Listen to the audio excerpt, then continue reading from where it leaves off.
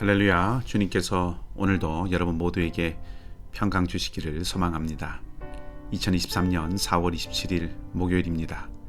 오늘 우리가 함께 나눌 말씀은 민수기 19장 1절에서 10절까지의 말씀입니다. 여호와께서 모세와 아론에게 말씀하여 이르시되 여호와께서 명령하시는 법의 율례를 이제 이르노니 이스라엘 자손에게 일러서 온전하여 흠이 없고 아직 멍에 매지 아니한 붉은 암송아지를 내게로 끌어오게 하고 너는 그것을 제사장 엘르아셀에게 줄 것이요 그는 그것을 진영 밖으로 끌어내서 자기 목전에서 잡게 할 것이며 제사장 엘르아살은 손가락에 그 피를 찍고 그 피를 회막 앞을 향하여 7번 뿌리고 그 암소를 자기 목전에서 불사르게 하되 그 가죽과 고기와 피와 똥을 불사르게 하고 동시에 제사장은 백향목과 우슬초와 홍색 실을 가져다가 암송아지를 사르는 불 가운데에 던질 것이며 제사장은 자기의 옷을 빨고 물로 몸을 씻은 후에 진영에 들어갈 것이라. 그는 저녁까지 부정하리라. 송아지를 불사른 자도 자기의 옷을 물로 빨고 물로 그 몸을 씻을 것이라. 그도 저녁까지 부정하리라.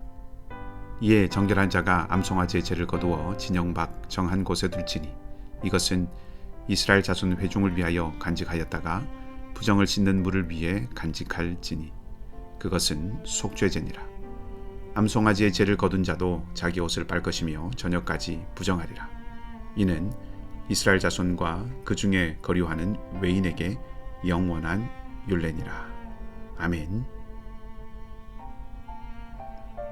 이스라엘 백성들이 시내 산을 떠난 후에 지속적으로 불신앙의 모습을 보였고 반역을 일삼아 왔습니다. 이런 태도는 크고 작은 심판을 불러왔고 결국에는 대규모의 죽음을 겪게 됩니다. 연병으로 14,700명이라는 엄청난 희생이 있었습니다. 죽음은 그 자체로 두려움을 동반하기도 하지만 죽음에 접촉하는 것은 제의적으로 부정함을 가져옵니다.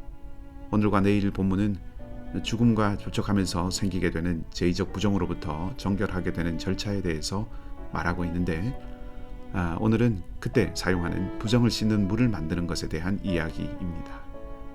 간단하게 본문의 이야기를 정리해 봅시다. 먼저 붉은 암송아지를 선택하여 제사장 엘르아살에게 줍니다. 엘르아살은 진영 밖에서 암송아지를 잡은 후에 피를 찍어 회막 앞을 향해서 7번 뿌리고 암송아지를 불사릅니다. 그때 백향목과 우슬초와 홍색 실을 불에 던져 넣어서 같이 태웁니다. 한 가지 독특한 것은 다른 속죄물을 태울 때와는 달리 이 붉은 암송아지를 태울 때는 전체를 다 같이 태웁니다. 이렇게 다 태운 재가 정결하게 하는 물을 만드는데 사용되는 것이지요. 이 과정에서 함께한 사람들은 부정하게 되는데 그들이 정결해지기 위해서는 옷을 빨고 몸을 씻고 저녁까지 기다려야 했습니다. 그리고 이 재는 진영 밖 정한 곳에 두어서 이스라엘 모든 사람들의 부정을 씻을 때 사용했습니다. 그리고 마지막으로 이 규례는 이스라엘 중에 함께 있는 외인에게도 동일한 율례였습니다. 오늘 본문을 보면 먼저 재가 속죄의 효력을 품고 있다는 것이라고 그렇게 할 수 있는데 그 재 안에 암송아지의 피가 포함되어 있기 때문에 그렇습니다. 그러니까 정결하게 하는데 핵심적인 요소가 피입니다. 부정한 것을 씻는 물을 위해서 필요한 재를 만드는 과정을 보면 붉은 것이 많이 있습니다. 선택된 암송아지가 붉습니다. 그리고 암송아지를 태울 때 함께 불태우는 것이 백향목과 우슬초와 홍색 실인데 이 가운데 우슬초를 제외한 나머지는 모두 붉은색입니다. 상징적으로 붉은 피가 부정하게 된 백성을 정결하게 한다는 것을 이러한 것들을 통해서 말해주는 것이죠. 그리고 또 한 가지 눈에 띄는 것이 있습니다. 보통 속죄의 제물은 기름과 내장 등은 제단에서 태우고 나머지를 진영 밖에서 태웁니다. 그런데 오늘 이 붉은 암송아지는 전체를 다 진영 밖에서 불태우죠. 그렇게 흠없는 붉은 암송아지가 이스라엘 진영의 모든 부정함을 지고 진 밖에서 죽음으로써 성소와 진영 모두가 정결하게 됩니다. 이스라엘 사람들뿐만 아니라 함께 있는 외인들에게도 동일합니다. 이 제의는 예수 그리스도 우리 주님의 희생과 견주어 볼 수가 있고 주님의 사역으로 이 제의가 완성되었다고 할 수 있습니다. 고난당하고 죽으신 예수님의 모습을 오늘 이 붉은 암송아지를 희생시키는 모습과 견주어서 한번 생각해 보십시다. 군인들이 흠이 없으시고 죄의 멍에를 맨 적이 없는 예수님의 옷을 벗기고 홍포, 붉은 옷을 입힙니다. 신포도주를 우슬초에 메어서 주님의 입에 대었습니다. 그리고 진영 밖에서 온전히 다 태워진 이 암송아지처럼 예수님은 예루살렘 도성 밖에서 십자가에 달리셨습니다. 신약은 오늘 이 제의가 예수님에게서 이렇게 온전하게 완성되었다는 것을 이렇게 쓰고 있습니다. 히브리서 9장 13절과 14절 말씀입니다.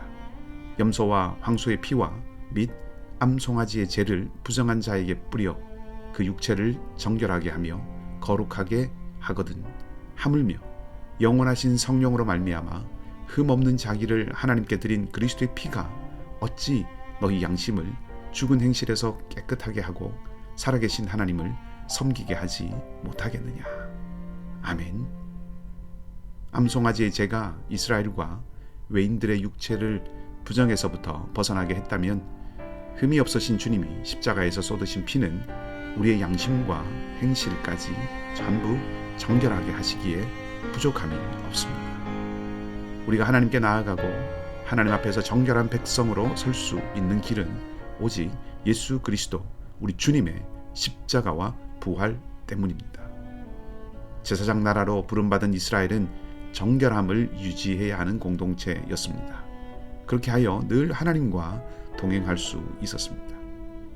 하나님이 거룩하시기에 우리도 거룩해야 합니다. 그리고 그 거룩함은 오직 주님으로부터 옵니다. 우리를 정결하게 하는 것은 주님의 보혈의 피입니다. 문화와 시류의 파도 속에는 하나님이 선하게 여기시는 것들도 있지만 그렇지 않은 것도 있습니다. 선하지 않을 뿐 아니라 오히려 하나님 나라를 대적하는 흐름들도 있습니다. 그리고 그러한 것들은 늘 하나님의 백성과 하나님 백성 공동체를 얼룩지게 합니다. 우리를 정결하게 지키고 나아가 세상을 변화시킬 수 있는 것은 오직 복음의 능력입니다. 우리가 주님의 보혈의 은혜에 대한 감격이 떠나지 않고 구원의 은혜 안에 머물 때 우리는 우리를 지킬 수 있고 나아가 이 땅을 변화시켜 나갈 수 있습니다. 거룩한 삶에 대한 열망이 회복되는 오늘 하루가 되기를 바라고 온전한 속죄의 은혜를 주신 주님을 의지하며 그 구원의 은혜의 감격이 살아나는 복된 하루가 되시기를 주님의 이름으로 축복합니다. 함께 기도하겠습니다. 하나님 아버지, 눈을 들어 하늘을 보면 끝없이 파랗게 펼쳐진 광활함을 봅니다. 하나님의 크심을 생각하게 됩니다. 하지만 또 많은 순간에 우리는 고개를 숙여 발치만을 봅니다. 그래서 하나님의 크심이 아니라 우리의 작음과 우리를 누르고 둘러선 많은 문제와 어려움들만을 바라보고 힘겨워할 때도 있습니다. 능력의 하나님, 이 시간 우리의 심령에 함께 하시어서 크고 높으신 하나님을 바라보게 하시고 새 소망과 새롭게 하시는 은혜의 샘물을 마시게 하셔서 영을 깨우고 생각을 깨우고 눈을 띄우는 이 하루가 되게 하여 주시옵소서. 암송아지의 온전한 희생으로 정결하게 하는 죄를 준비하신 하나님의 사랑이 예수 그리스도 우리 주님을 통하여서 온전한 구원의 은혜를 우리에게 베풀어 주셨음에 감사를 드립니다. 우리가 늘 이 구원의 은혜와 감격 가운데 살아가게 하시고 그 은혜 가운데 머물게 하시며 주님 안에서 하늘의 자유함을 누리는 복된 삶을 이어가게 하여 주시옵소서. 연약한 우리 형제와 자매들이 있습니다. 무거운 삶의 짐과 육신의 약함 속에서 주님의 긍휼을 구하는 자리마다 주님께서 친히 함께하여 주시옵소서.